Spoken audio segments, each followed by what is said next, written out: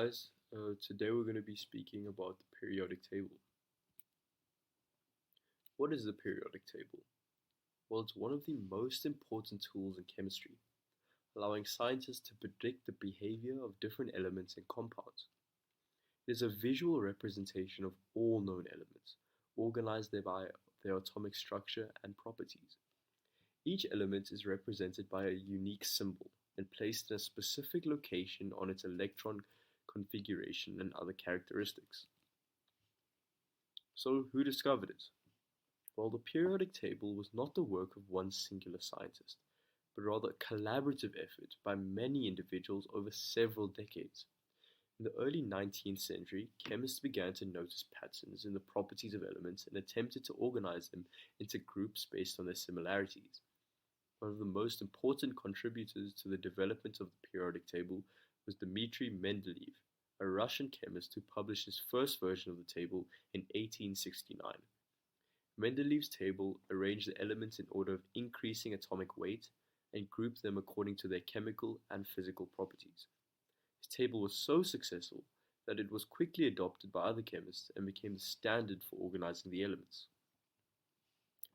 The periodic table is organized based on the number of protons in an element's nucleus, which is called the atomic number. Elements are arranged in rows, called periods, and columns, called groups or families. Each element has its own unique property that determine its location on the table.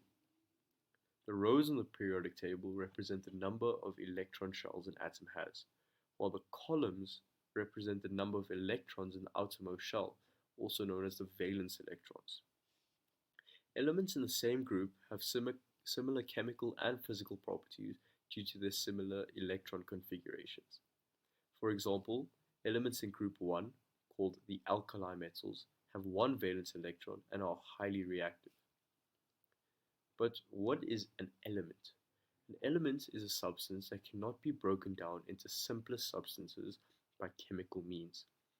Each element is made up of atoms that have the same number of protons in their nucleus. For example, oxygen is an element that consists of atoms with 8 protons in their nucleus. Elements are arranged in the periodic table based on their atomic structure and properties. The rows of the periodic table represent the number of electron shells in an atom, while the columns represent the number of valence electrons. Understanding the organization of the periodic table can help us predict the behavior of different elements and their reactions with one another or other substances. So, what are properties of some elements? Well, elements have unique properties that help us identify and classify them. One important property is the atomic number, which tells us the number of protons in an element's nucleus. This determines the element's identity. For example, all carbon atoms have 6 protons, while all oxygen atoms have 8. Another property is mass of an element, which is determined by the number of protons and neutrons in its nucleus.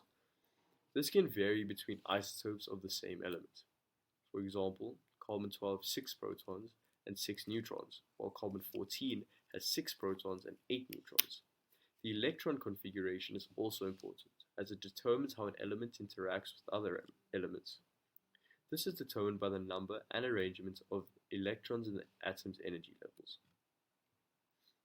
So, why is the periodic table important?